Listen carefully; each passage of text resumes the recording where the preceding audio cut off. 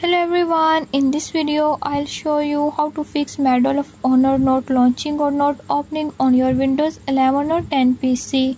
So to fix not launching or not opening issue, follow every step as I am showing in this video, and don't forget to subscribe this channel. Hope so this will fix your problem.